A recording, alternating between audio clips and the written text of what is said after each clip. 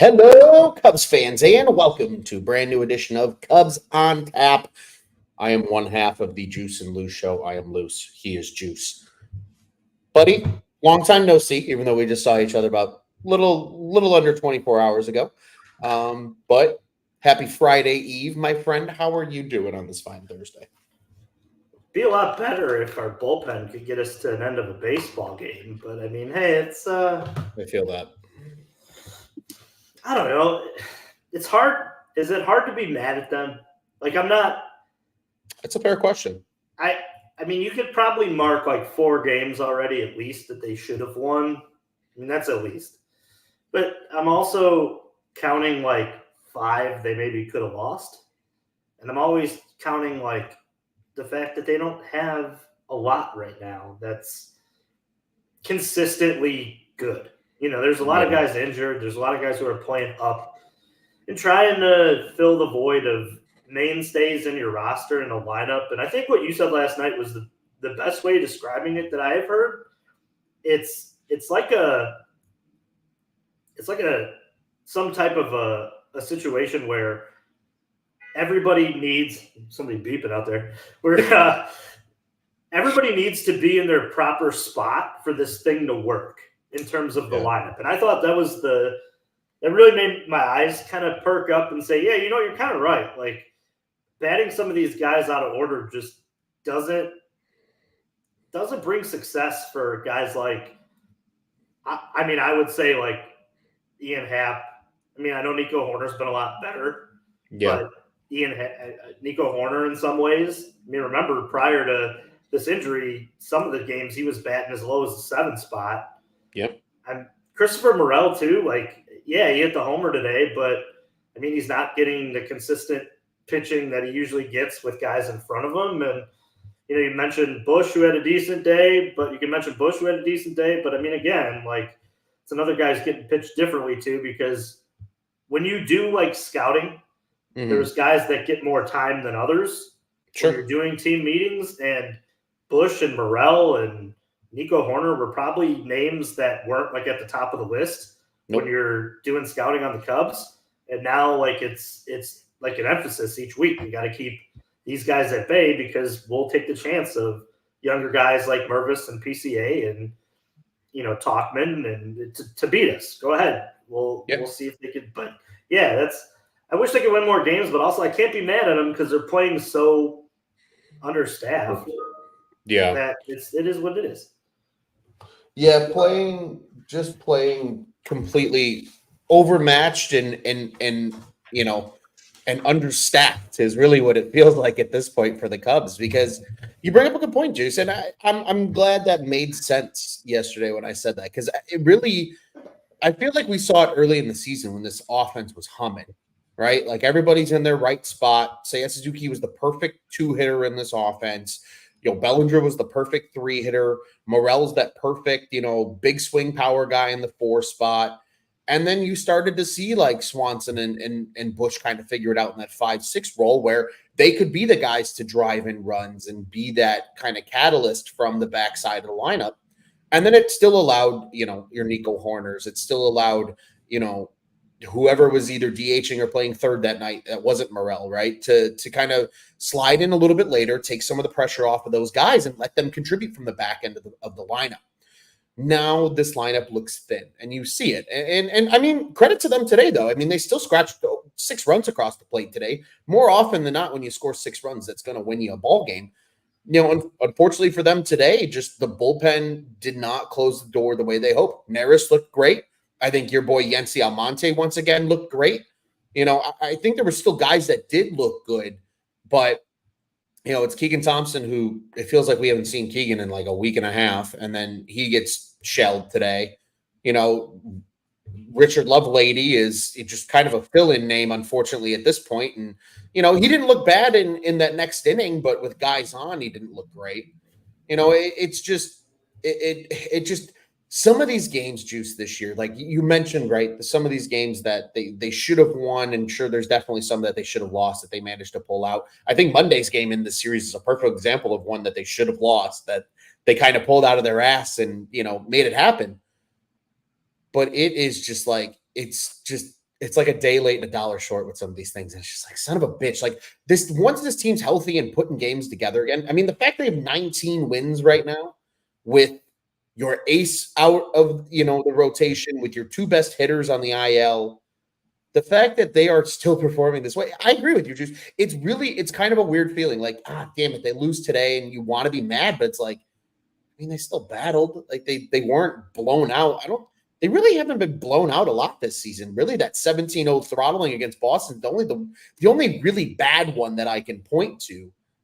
And even then, I mean, let's call it what it is. 6 of those runs came off of Mervis. So yeah, it really was an 11-0 game more so than a 17-0 game. But I digress. I agree with you, Juice. I think it's just at the point of where this Cubs team is, you look at especially these games against non-divisional teams, right?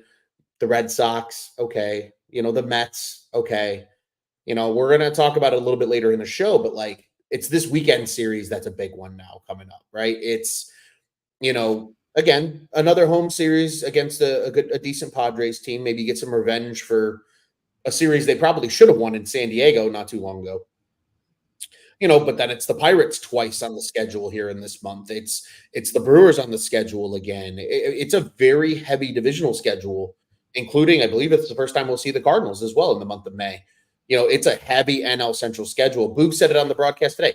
They were one of two teams in baseball that yet to play a divisional opponent. Now in the month of May, it's like every other series is a divisional opponent, except they see Atlanta twice. Like that's the one anomaly besides that Padres series kind of coming up. But Juice, one thing I will say about this series, and we talked a little bit about it last night, more in terms of kind of like more focused, right? We talked about Jameson Taillon's performance on Monday night, how much this team needed that out of a starter to go 7 1/3. And then we turned around and got a treat to watch last night on our watch along with Shota Imanaga going 7 innings and looking fantastic on 87 pitches.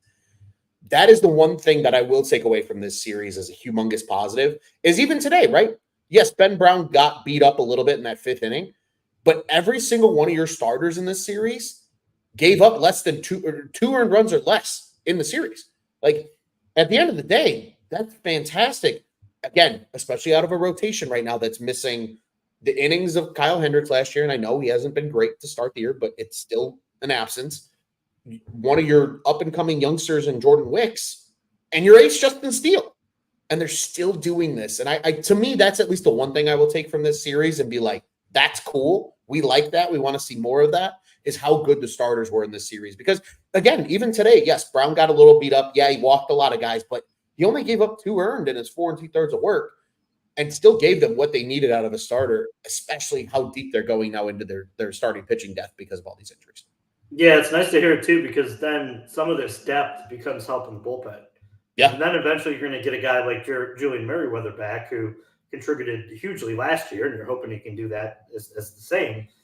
And I always say this, like there's reasons to be upset at them, but then there's also reasons to be optimistic and say, yeah, that they're going to add at this deadline. Like they're going 100%. To be buying pieces that supplement the weak points of the roster. Mm-hmm. Now it's like just get us to that, and that's why I think you hit the nail on the head. May is 18 games against your division. 18. That's a lot.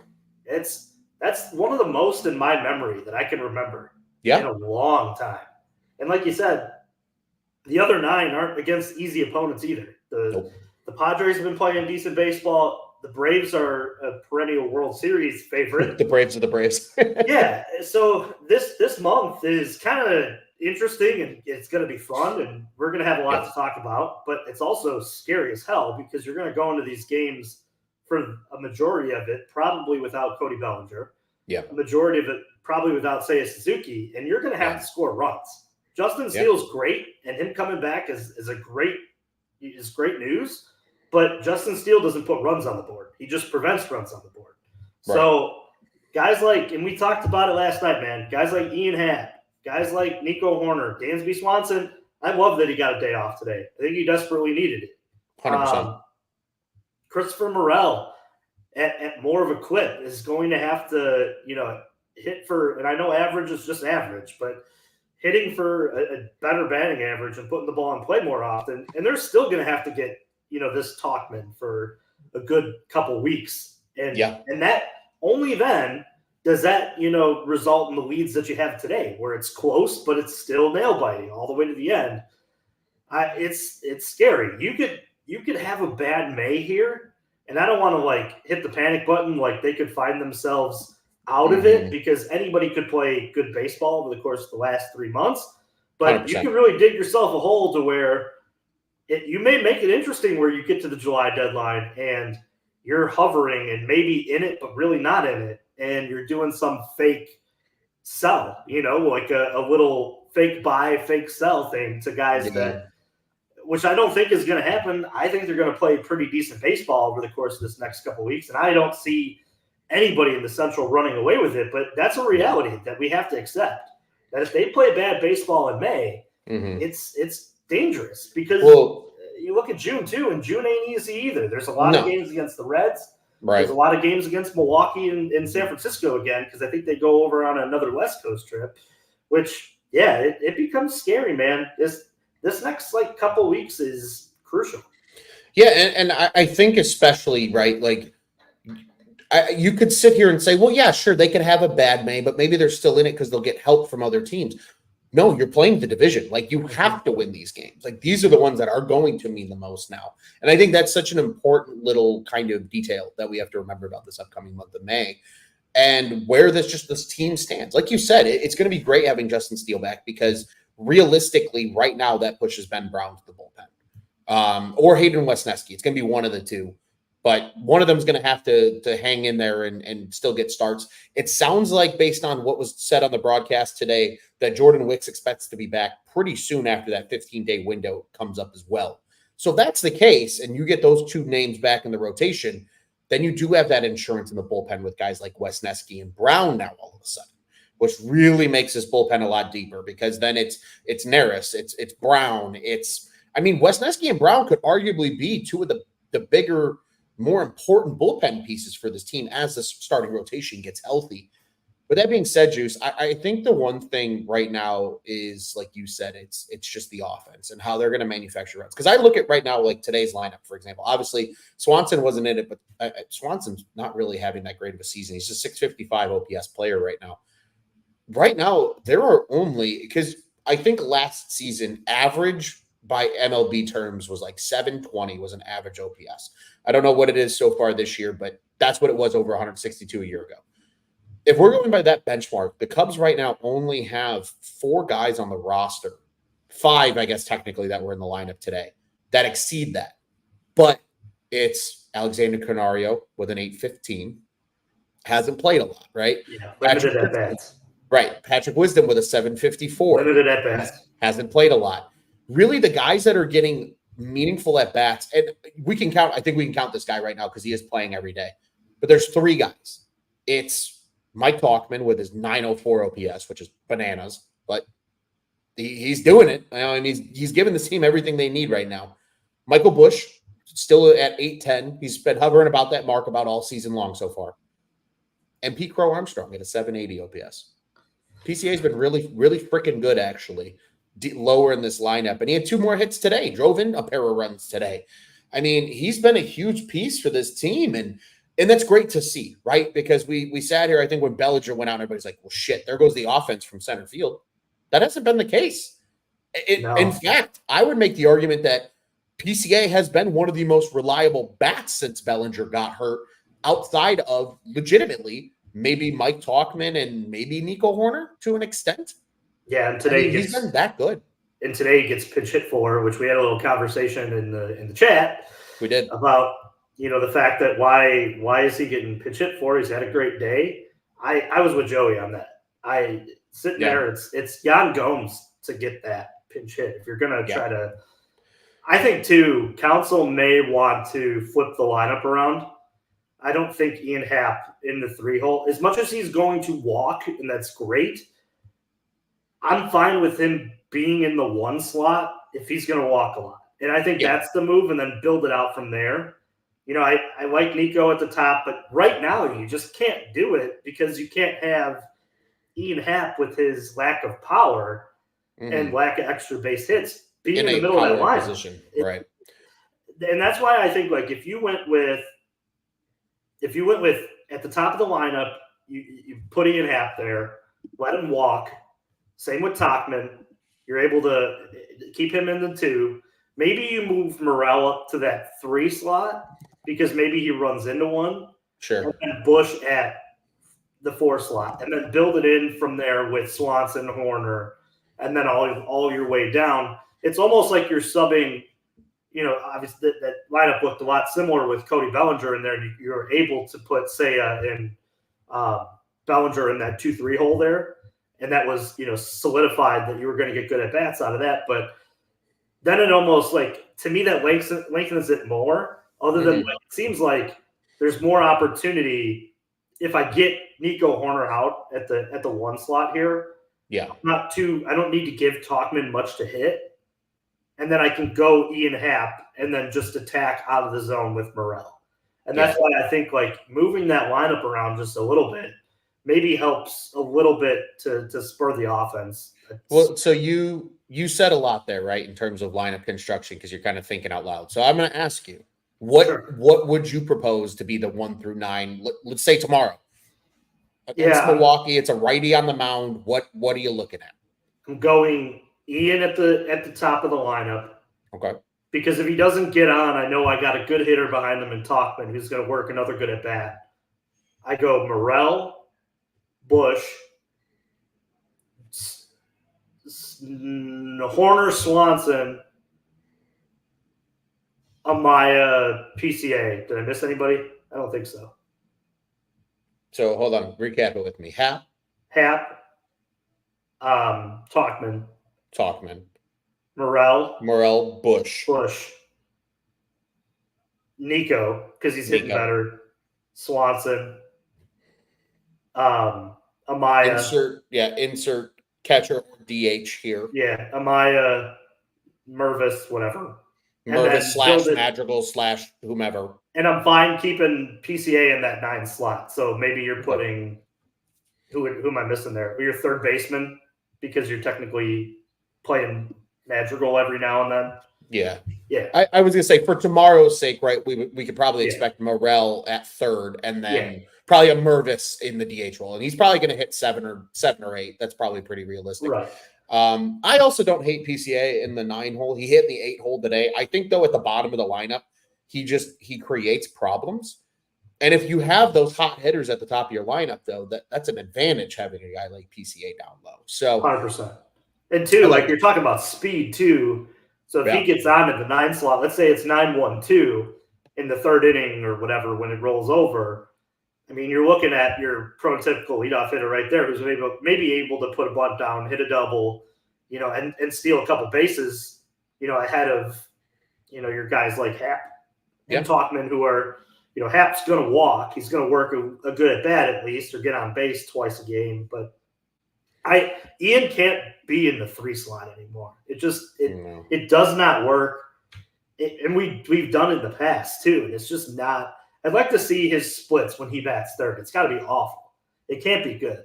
It's got to be pretty bad. And I think there's a way we can probably look. There is. I know it's on the Cubs website. I'm sure. Yeah, it probably is. We'll have to dive into that here a little bit off air, and we'll analyze that. But yeah, I mean, I agree with you. I think Ian Happ he thrives better either high in the lineup, like number 1, or lower in the lineup, like 7 when he hits there against lefties. I think that is just the perfect recipe for a guy like Ian Happ. And again, going back to what I said last night, right? Like everybody in this lineup has a role, and when they start getting out of their roles, they can still produce. But maybe they're not producing at the same clip that they would be in terms of, when the lineup's at 100%. Hank with a comment here a little bit earlier that I want to revisit. He said, we really need a lot more hitting production out of Dansby Swanson. He says he's been pretty mediocre since he got to the Cubs. Actually, his total numbers are pretty in line with what he did in Atlanta. He was a 738 OPS player in Atlanta. He's been a 730 player with the Cubs. But I agree. This season, Dansby's been off to a slow start. He was a 744 OPS guy a year ago.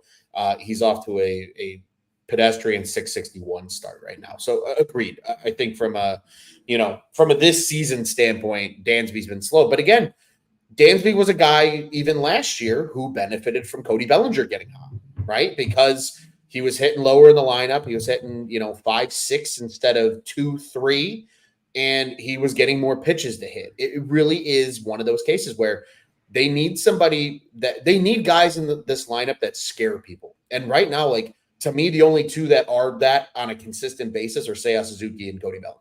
And of course, those are the two guys that are sitting on the IL. Real quick, I did look that up just because I was curious.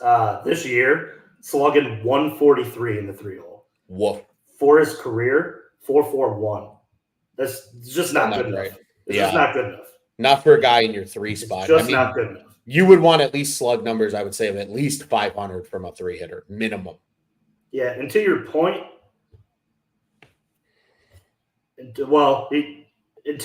his best year.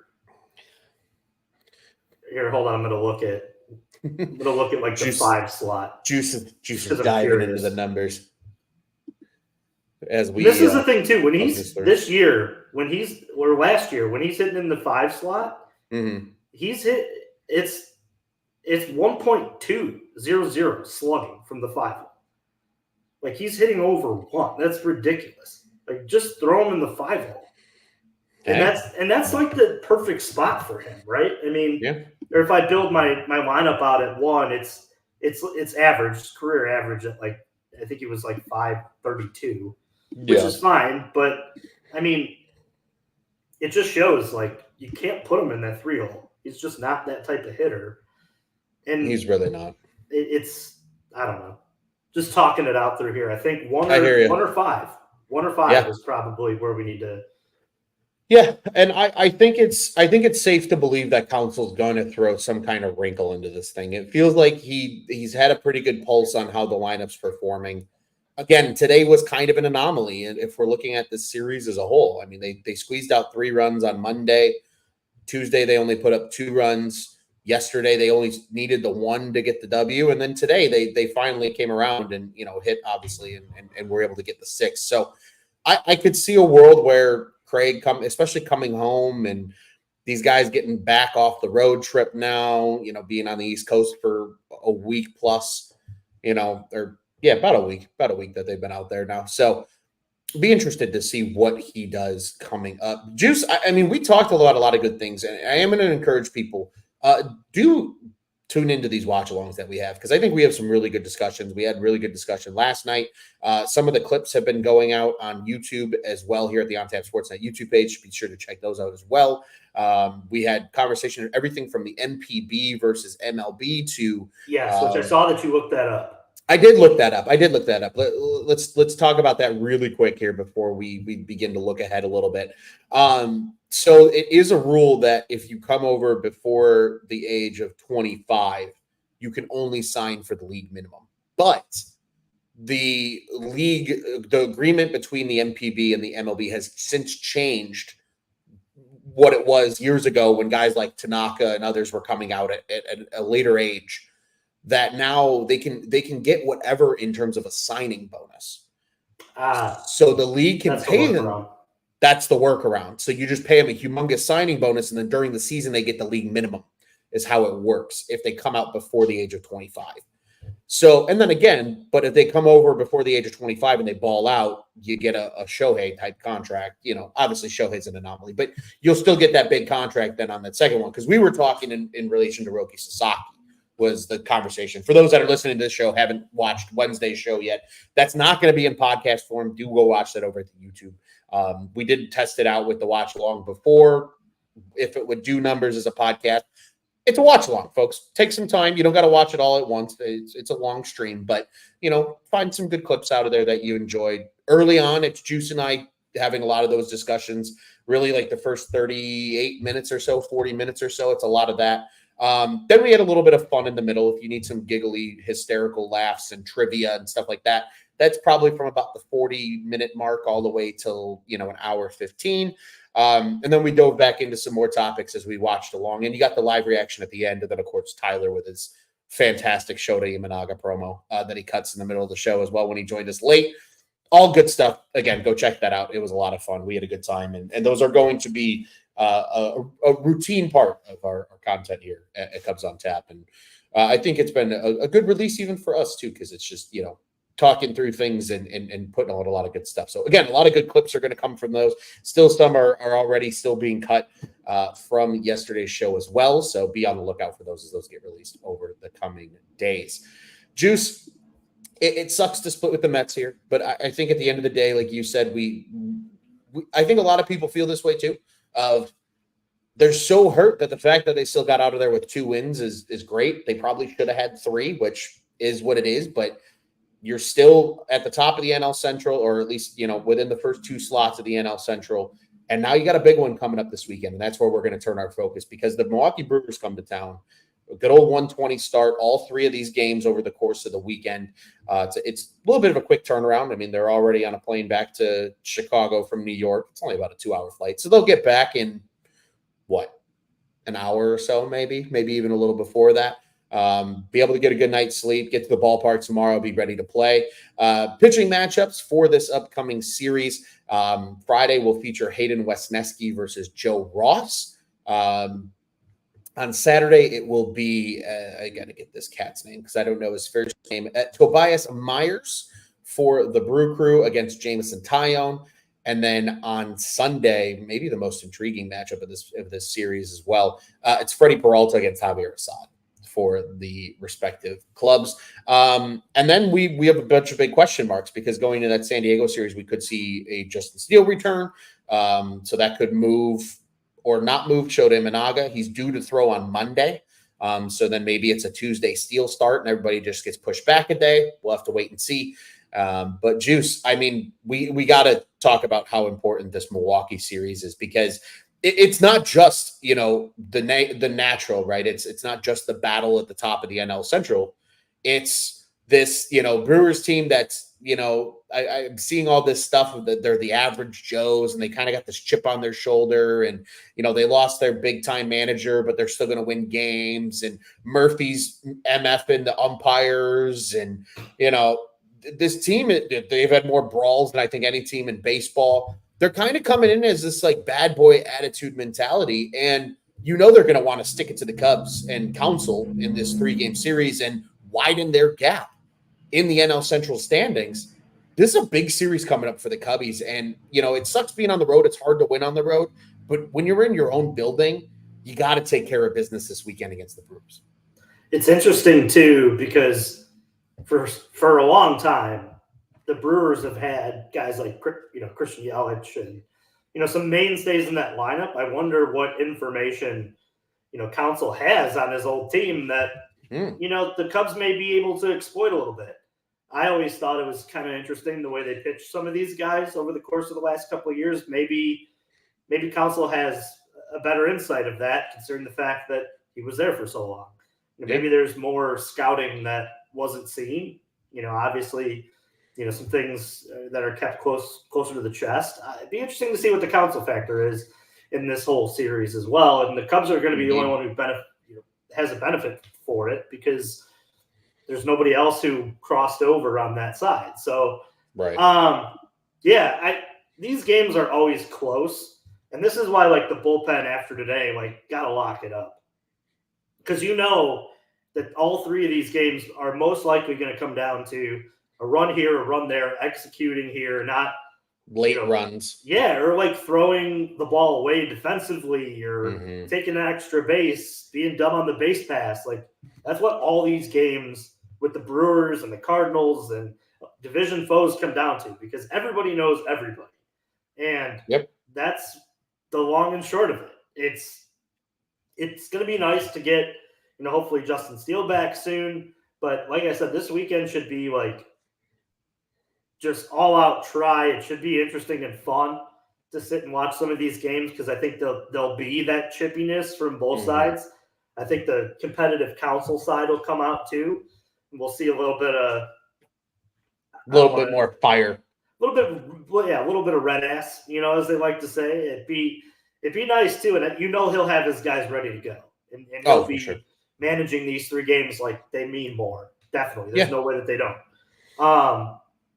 But just it'd be nice to get some home cooking and get some runs on the board. That's what I think. If you can get this Milwaukee team, that's how it is. It's score a lot of runs and pitch well. Yep. Get deep starts like you did against the Mets.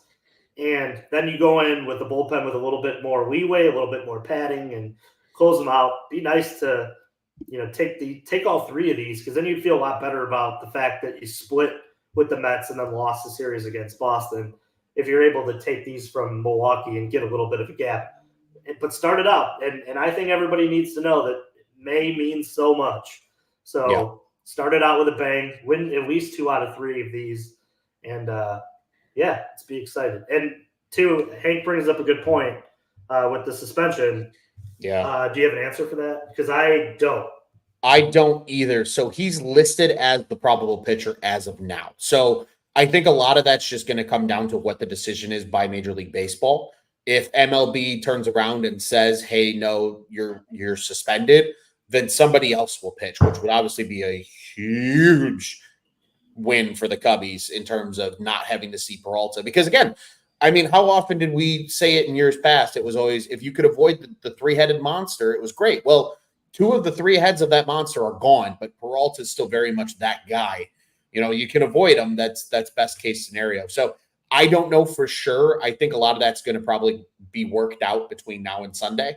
You would think if he appealed already, they would have I would think I think we'll hear probably by tomorrow. If we don't hear by later today, we'll hear by tomorrow.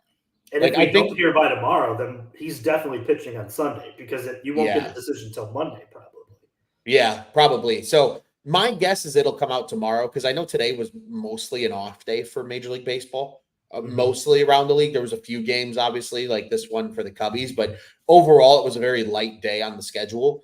It just seems like the league does business more on days when there's more games. It's just kind of how it works. That's fair. So my guess is that we will hear something tomorrow. Probably late morning, early afternoon is my guess. I think they want to give the Brewers an answer before they get into the series too. So I think that's a lot of it as well. So be on the lookout for that. We'll certainly kind of follow that along as well, because that's obviously very impacting of the series coming up. Juice, just a couple of things to keep in mind. One thing being the weather. It's going to be a really nice weekend here in Chicago. Couple of cooler days that are going to kind of sandwich the really nice day on Saturday. Saturday's supposed to be 75 and sunny. It's going to be literally a perfect day. I kid you not, I might try to convince the lady to get out to the ballpark on Saturday. We'll have to wait and see if that comes to fruition or not. But Sunday's going to be a nice day. It's only going to be in the low 60s, but it's still going to be a beautiful day with some sunshine. And then tomorrow, some early morning rain, but it's going to be dry for first pitch. Also, kind of mid to upper 60s is what we're looking at. So again, not going to have to play true April baseball. Obviously, keep an eye on the wind, because if the wind's blown out, that's going to play a factor into these games certainly as well. But we'll just have to wait and see and see how that plays out. But Juice, I do want to talk a little bit about the month of May, because obviously it starts now with this Brewer series. Like, this is kind of the true kickoff of the month of May for the Cubs. But I will say one thing that they're going to kind of have in their back pocket as an advantage over the course of this whole month is, even when you're not at home, you don't have to travel very far. That's going to be a huge advantage, in my opinion, for them, because even looking at the away series coming up here on the schedule, you will go to Pittsburgh and then to Atlanta. Those flights are an hour 10 and then probably an hour 30 realistically. And then back from Atlanta is about an hour 20 to Chicago. They'll be back in Chicago again for 6 games with an off day baked in between. I think that's very important as well. And they get the off day when they go to Pittsburgh. So you effectively have 2 full days between, getaway day first pitch on Wednesday against the Padres and your evening first pitch against the Pirates on Friday evening. That's going to be something huge to consider as well. And then you go to the Cardinals and then to the Brewers to come back home, right? And that's 40-minute flights, if that, in both of those scenarios. So I think that's something that the Cubs can stay fresh. Like, if you're like, hey, they're on the East Coast, they had a battle with some teams they don't usually see. These are teams you're going to see multiple times in the course of the month. You're going to see the Brewers again. You're going to see the Pirates twice. You're going to see the Braves twice. You're going to see the Cardinals once, and the Padres are the other team that kind of fill in there. Just stay fresh, stay smart. Hopefully they continue to get healthier. Obviously, we really haven't heard much in the form of updates on Suzuki and Belly, but that's just a couple little minor things that I want to kind of bring to people's attention, because I think that could be very important in this month of May, right? If they were having to go to, Colorado and then come home to play for, a 3-game series and then go to, hypothetically speaking, right, go to Tampa or something like that. Like when you're doing that crazy sporadic travel, everything's in the Midwest. The furthest away you go is Atlanta in this entire month. And that could be a huge victory for this Cubs team in terms of just keeping guys fresh and, again, hopefully accumulating wins. And that all comes to fruition and starts here with that 3-game set this weekend. We will be back, Cubs on Tap, on Sunday. We will recap that Brewers series. We'll look ahead to the Padres series. And then we'll have, it looks like we might have an off-day show. It might be moved up. We'll have to wait and see. Maybe there's a Wednesday show in our cards. Maybe there's a Monday night live stream, perhaps. I don't know. We'll have to wait and see. I do know Tuesday night, at least myself and Tyler will be at the ballpark. And I know Juice is reportedly potentially going to be out there as well. Kicking around the idea. Okay. Around the idea. We have to confirm a few things before we pull the trigger, but that's fair. Yeah, no, if all goes right, I'll be out there as well. Beautiful. So 60% of Cubs on Tap might be in the bleachers on Tuesday night. So if you're going to be out at the ballpark, come say hello. If you're looking and wondering where the good content is, that's where it'll be from. It'll be from the Wrigley Field bleachers on Tuesday evening. Juice, before we get out of here, buddy, any final thoughts to wrap up this Met series and look ahead to this Brew Crew series? No, I just know that Harrison Bader doesn't want that smoke. Fuck that guy. I'm so happy he's not in the NL Central anymore. Yeah, that dude lives to torture the Cubs. Also, fake tough guy. Yeah, for sure.